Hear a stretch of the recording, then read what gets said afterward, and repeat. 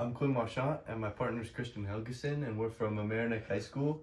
And today we're going to be presenting our stock pitch on Broadcom, or AVGO, on the NASDAQ. All right, so now this is an overview of our company, Broadcom, also known as AVGO on the NASDAQ. The primary industries that it's in are semiconductor and infrastructure software industries. Our recommendation is buy. Its current price as of March 30th was $168.40, and we believe that its target price is $210, which would represent a 24.7% increase. All right, so here's our company overview of Broadcom. They did $51.6 billion in revenue in 2024. They're a global leader in semiconductor software solutions.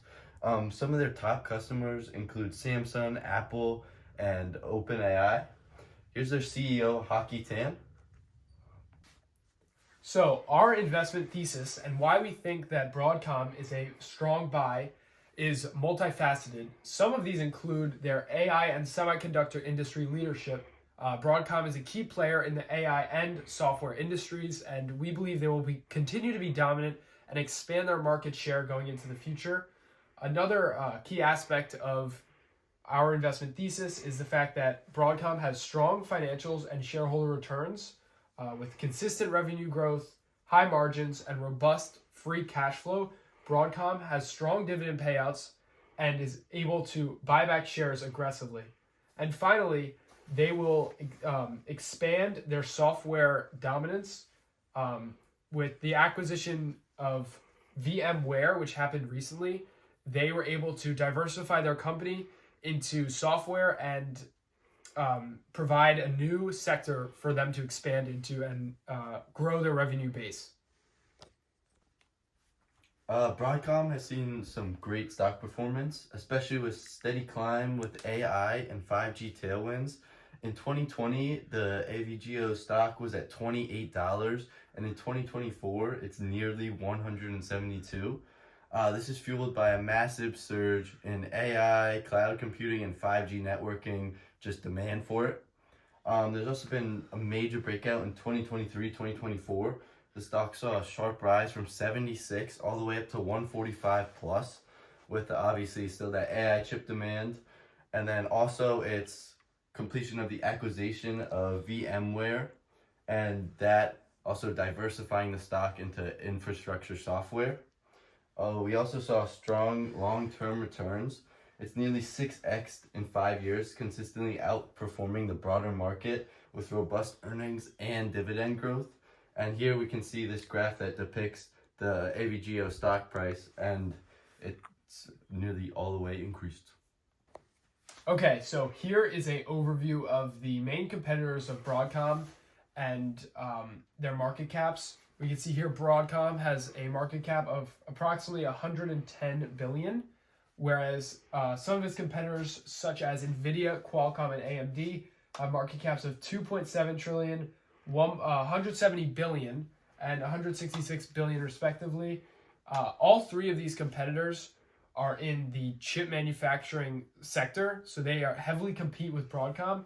But with the exception of NVIDIA, Broadcom has a much larger market cap than the other two competitors, which will provide it many more resources to outcompete them. Here's Broadcom's position in the market in two different charts. As you see, it's classic semiconductors. It has around a 10% market share, and then with its acquisition of VMware in infrastructure software, it has around 8%. Okay, so here's a revenue breakdown for Broadcom. As you can see, in their semiconductor market, they had $30 billion in revenue. Most of their revenue comes from the semiconductor and infrastructure software industries, and their VMware acquisition added heavily to their revenue in the infrastructure industry. And here's a breakdown of their respective revenues with software, wireless chips, and broadband taking up the majority of their revenue. And then here we can see that their infrastructure software business increased by 150% in 2024. So as for a financial breakdown of Broadcom and its expenses, they had a very large increase in the amount of assets they have as a result of their VMware acquisition. And the amount of assets they have jumped 129% in 2024. But they did have a lot of debt as a result of this acquisition, which may concern investors over their financial future. And they had a drop in cash reserves, which is also related to the VMware acquisition. But that is okay because the VMware acquisition provided them with a lot of future revenue. All right, here are the investment risks of Broadcom. First, they have a high debt burden, which increased to $66,295 million because of their acquisition of VMware. There's also customer concentration because a significant amount of their customers are large tech companies, and if one doesn't want any more of their chips, then they'll have problems. There's intense competition, like rivalry with NVIDIA in the AI chip market could pressure AVGO's market share and margins. There's also supply chain disruptions. Semiconductor production faces ongoing global supply chain challenges, potentially impacting their revenue. So as for their ESG considerations, in regards to the environment, they have committed to reducing their carbon footprint, improving energy efficiency, and implementing sustainable sourcing for their products.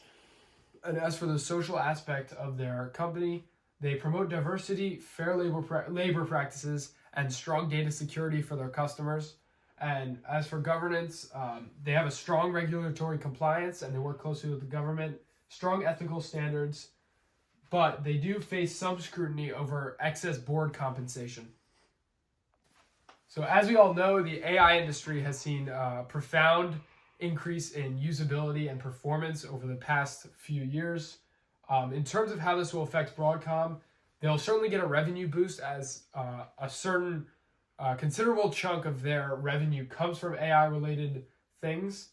And as for their revenue, it soared to $12.2 billion in 2024 and was up over 200% from the last year. Their market expansion, they plan to expand by a great amount into the AI industry, expanding its semiconductor and software infrastructure businesses. And as for their strategic partnerships, they collaborate with many different tech companies on producing AI products, which will help expand their company. So as we said in our introduction, we believe Broadcom is a strong buy, and that reflects its growing dominance in the AI industry and expanding revenue basis. We strongly believe Broadcom is a good company and that our presentation reflects our recommendation to buy. And thank you. Thank you.